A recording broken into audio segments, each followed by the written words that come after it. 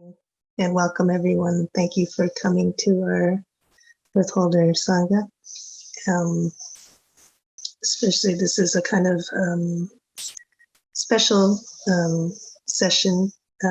Firstly, it is our session after our the first session after our teacher's passing.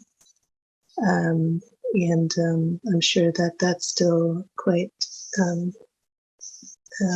a part of our awareness as we come in together as a Sangha and conscientiously come to practice together as a continuation of our dear teacher. It's also the Lunar New Year, and so in a way it's also a conscientious step forward into to continue as we commemorate and celebrate a new beginning, even as we continue and even as our Thay, as our teacher leaves us in physical form. We are continuing onward into a new year as the Earth Holder Sangha. Today we're honored to have a chance to listen to Nomi Green, a dear Earth Holder Sangha member who has been a part of Earth Holders and also part of CTC for a very long time. She's someone who we always depend upon. Her gentle, caring presence has carried us through many areas of Earth Holding endeavors. And she continues to be an active practitioner. And we look forward to hearing her sharing today. So without further ado, I'd like to pass it to Nomi. Thank you.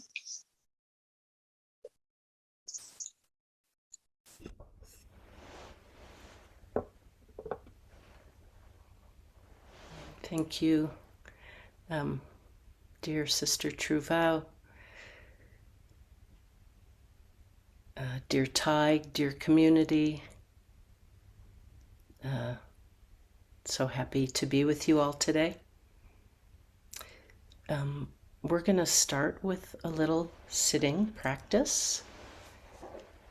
So get yourself into an upright, stable position. As our teacher would say, sit up beautifully like a Buddha. In whatever position you're in, you can sit up beautifully like a Buddha.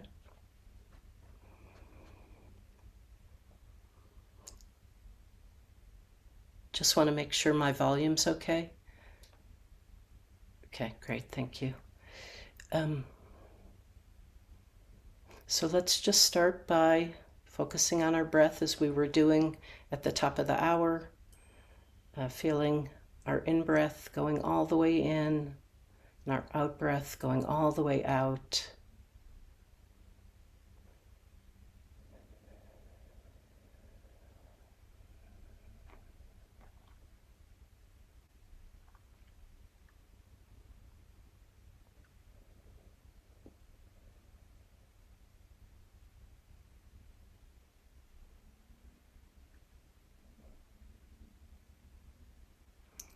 Accepting our breath as it is, whether it's long or short, choppy or smooth, whatever our breathing is doing, just full acceptance of our breath.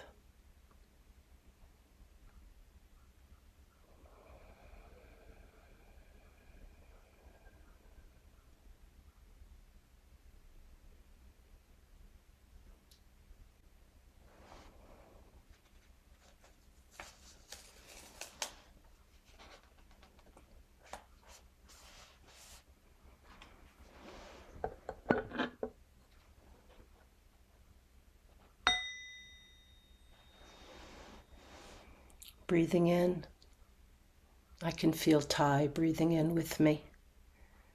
Breathing out, I feel Thay breathing out with me. On the in-breath, breathing with Thay. On the out-breath, breathing with Thay.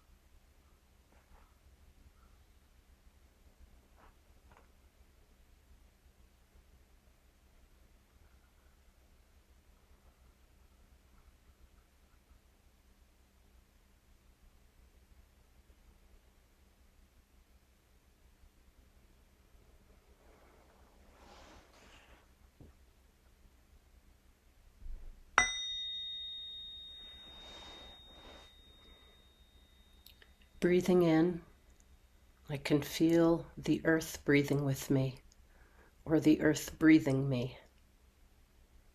Breathing out, I'm so grateful for the breath of the earth.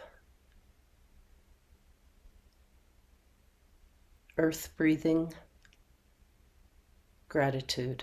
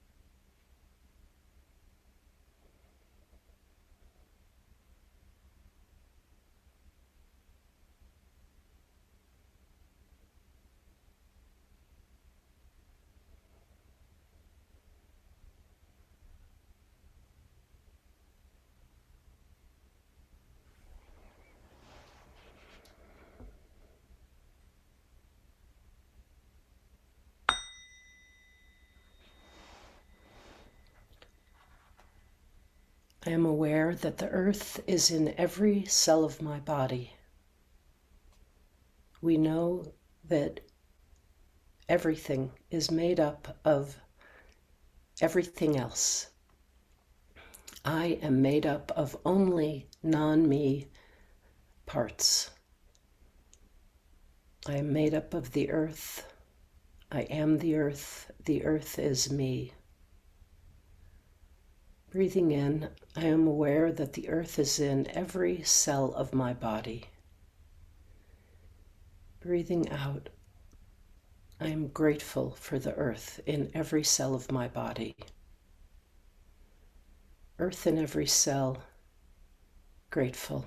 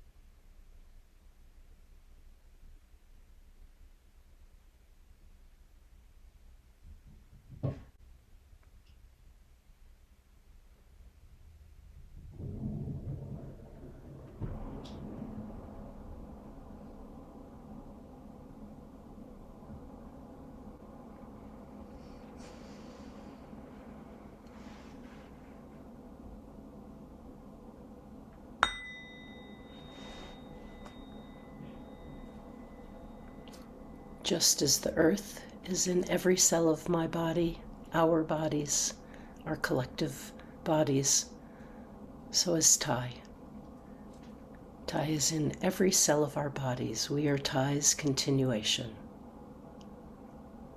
Breathing in, I feel Thay in every cell of my body. Breathing out, I feel grateful. Thay in every cell, gratitude.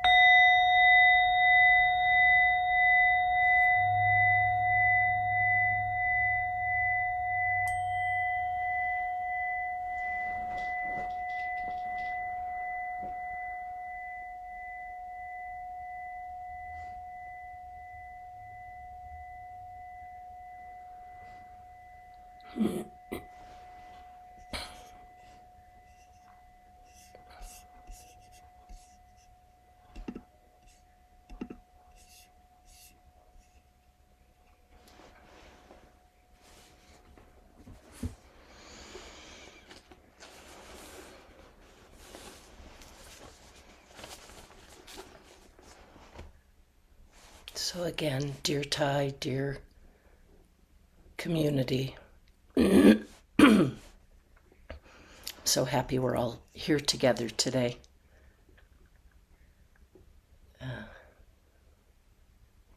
We are so fortunate to have this connection given to us by the original Earth Holder, our teacher, Thich Nhat Hanh. We are here because he is here.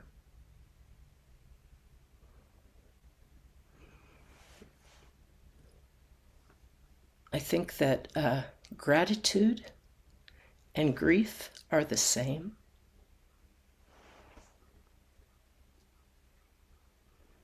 It's because we're grateful that we grieve.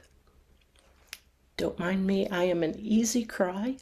You are welcome to join me. We've been given so much.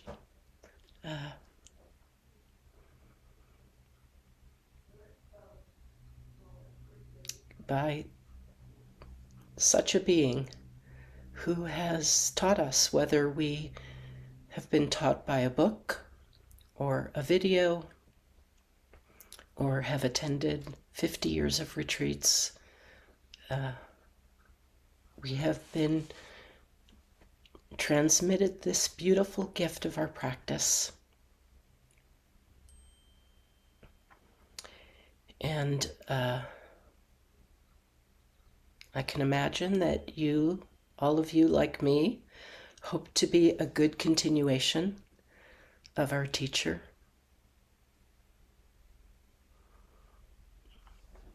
There aren't really enough words to mention, to say about that. Words don't feel big enough to express my gratitude. I do want to mention just a couple pieces of gifts that Thay gave to us. One of them is that in 1970, with the UN, he wrote the first environmental statement, which is called the Menton Statement. And 2 years later, also with the support of the UN, he created the first environmental conference, which was called Dai Dang, which means great togetherness. So here we are together on this precious little marble spinning through space in great togetherness.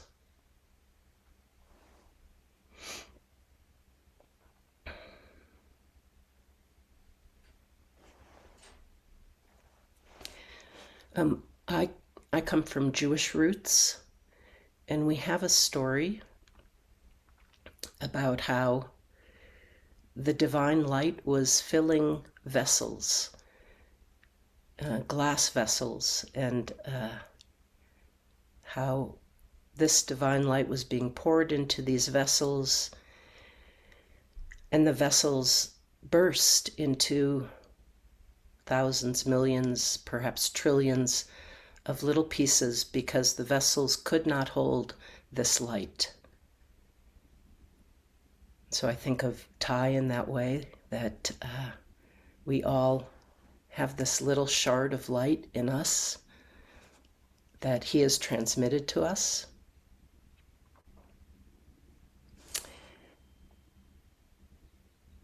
At the 21-day retreat in 2014, Thay actually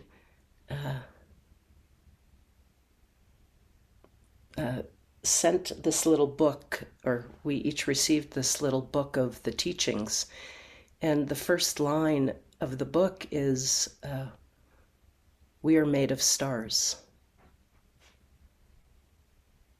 So we are starlight, we are stardust, we are star consciousness. And I've been feeling that my own little spark of light in me. as I contemplate what kind of continuation I might be. The picture of Thay that's been used in all the memorial ceremonies is of Thay holding the lamp of transmission, Thay transmitting the light to us. And the Buddha's last words were, "Be a light."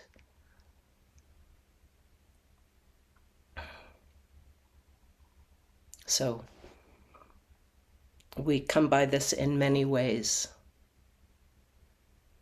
So I have a few ways I practice with remembering to bring that light into me so that I may share it with others.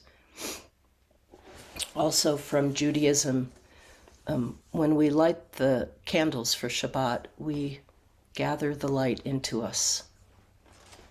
So in the morning when I light my candle, I gather the light into me. And then I ask that I may be a light so I can transmit this light to others.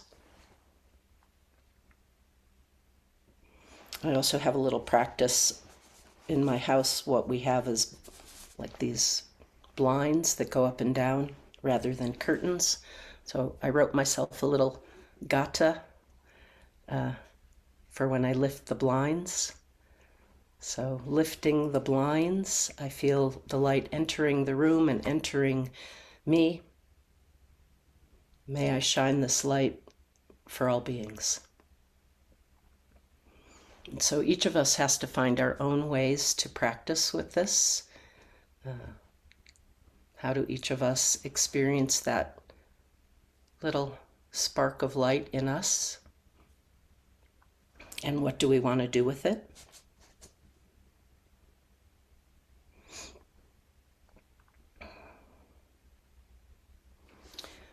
So, of course, Thay has always, countless times, instructed us that we have to practice to get our own nervous systems in order. He doesn't say it quite like that, but that's the language I use. To get our nervous systems in order so we can be a calm and stable presence to offer. So the first step is to get our own nervous system in order.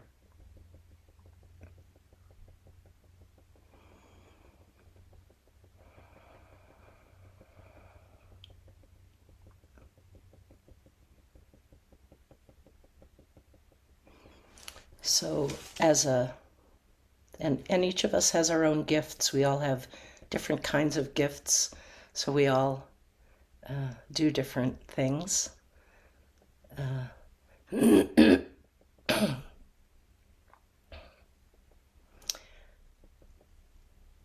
I'm a psychotherapist, and so I do my best to, and as an earth holder, a longtime earth holder, I do my best to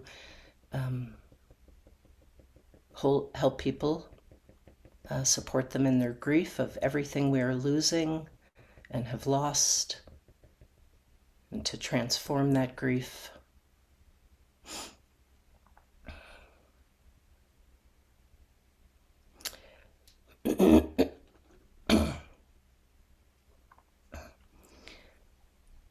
This winter I was feeling a little,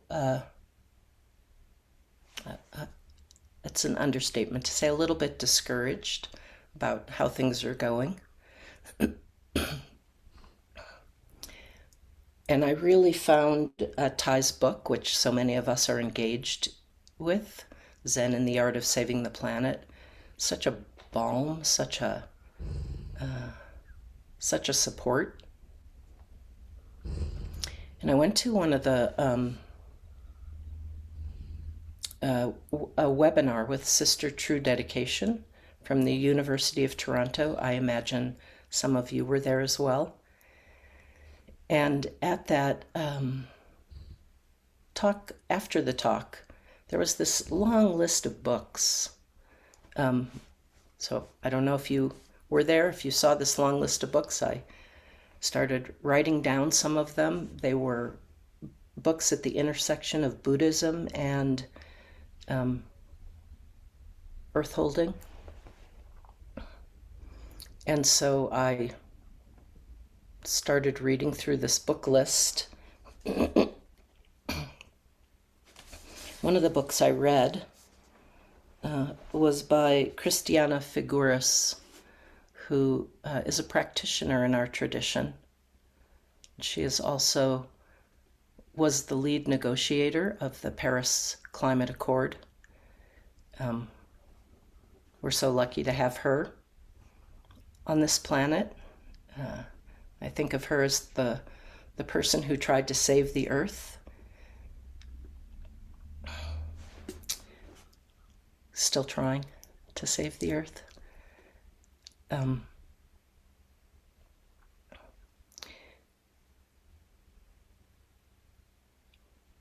can't remember what year it was. I think it was 2017. I had the honor of meeting her at the Global Climate Action Summit in California. It was very moving for me to meet her.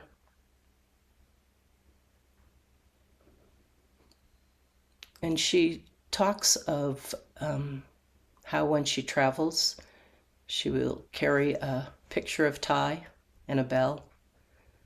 So this is someone who maybe has been to every country on Earth as part of this working out these climate negotiations, and that Thay is her role model. Her tirelessness, like Thay's tirelessness, that he would continue to teach and offer and give everything he had to us, as Christiana does. Anyway, this book, it's called The Future We Choose, The Stubborn Optimist's Guide to Saving the Planet. Her co-author is someone who also was a monastic. And they have 10 actions for saving the planet that they offer. And one of them is to reforest the earth. And when I read that section of the book, I was filled with this spark. She says in the book that if we were to plant 1 trillion trees, it would absorb 70% of the carbon currently in the atmosphere. So 1 trillion trees, that sounds like a lot. It is a lot. I don't even know how to, one by one, get to that number. And yet, I also had this sense, in an aimless kind of way, which is how we practice, a goallessness, aimlessness, that this is something our community could contribute to. We're all capable of planting a tree or two. There's an organization, and at some point Simona will put it in the chat. It's called 1 Trillion Trees, and this organization plants trees all over the world. One of the projects, there are many, many projects, but one of them that I'll just highlight is there are 120 people being employed in the Yucatan to plant trees. And to buy those trees through this website is just a little over $1 a piece. I mean, each of us could perhaps buy a tree, perhaps more than one. And one of the things that she speaks about is how planting the trees along the equator is actually the best place. They're the ones that will absorb the most carbon. So if we have a little patch of land and want to plant a tree in our yard, or if we have more than a little patch of land, or I know, like at the monastery, actually, when my parents died, I planted a tree at Deer Park with my brother, who's also a practitioner. And that's actually been a long time family tradition to plant trees in honor of people or good things. That's part of the good seeds I inherited from my family. And so this is something we all could do, and we can spread this word and share that link in an aimless kind of way, not in a we're gonna pull this off kind of way, but that something we could just keep a little bit of attention on, if that appeals to you.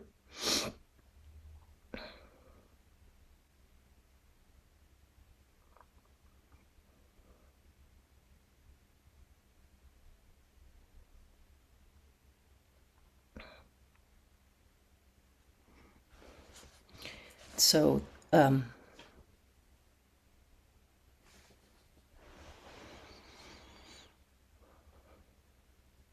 think I'll just share one more thing before we close and turn it over to time for Dharma sharing.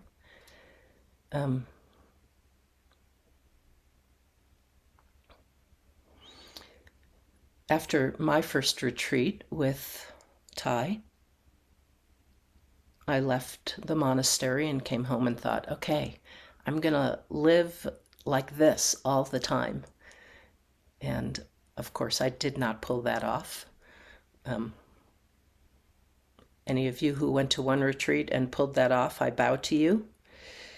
What I realized I needed to do is so after the second retreat, I thought, okay, I'm going to start much smaller now.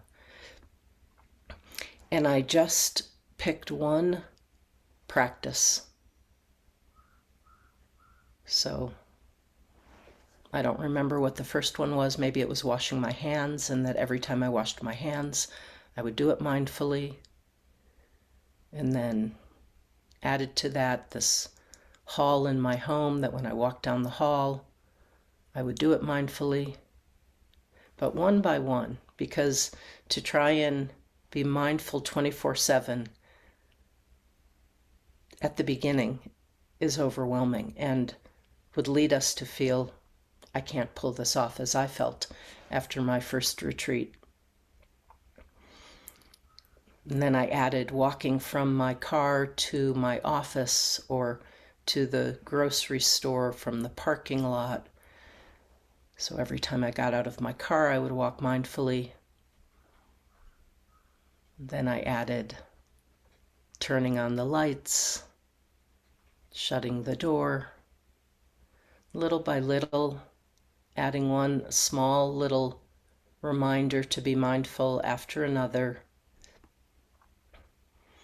Now in my day, I have a string of kind of prompting events that bring me back to remembering.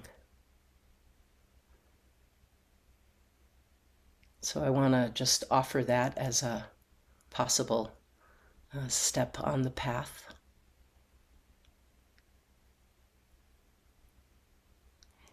Part of why I know I feel this spark of Thay in me is because my practice has been stronger since Thay's passing.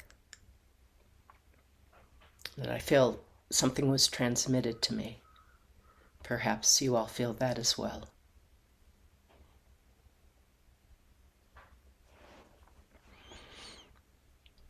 And so with that,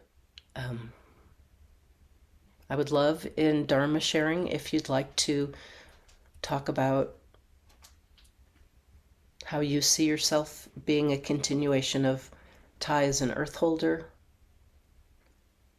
Thay with everything he's given us, how you would like to see your continuation, what tiny little something aimlessly you can do.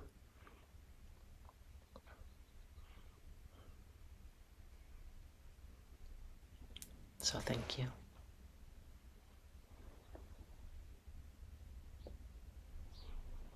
I wonder, Nomi, if you would like to share any closing words and offer any sharing of the merit before we go to introductions.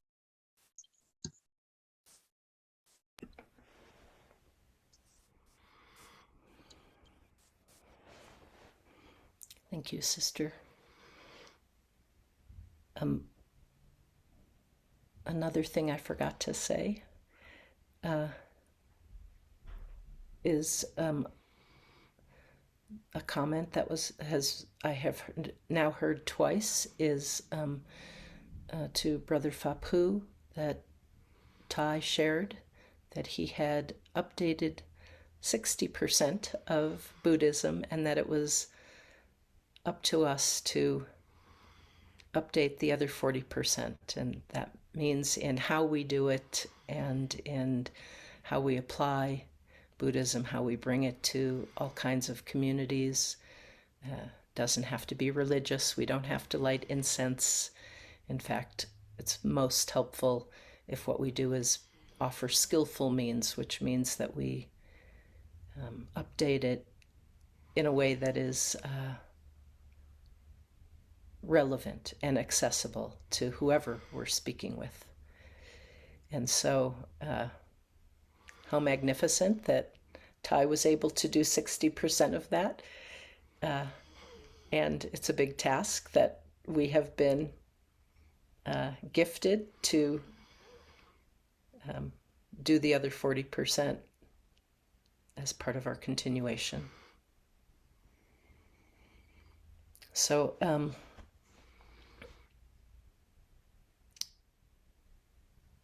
in sharing the merit, what I'm going to attempt to do, let's see if I'm able to sing today.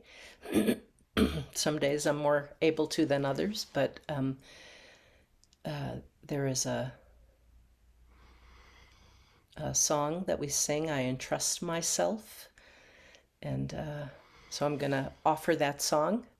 And you all unmute, can sing along with me. If you unmute, it's so cacophonous that it's hard for any of us to continue. But so here I go, doing my best. I entrust myself.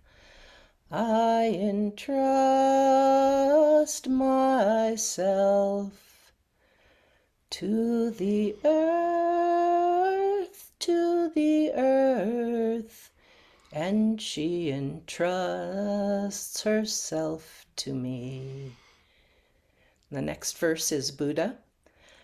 I entrust myself. I entrust myself to the Buddha, and he entrusts himself to me. And let's add one for Thay. We entrust ourselves. We entrust ourselves to our teacher, and he's entrusted himself to us. So any merit that we may have generated in our time together, may we send it to all beings and to Thay in his transition.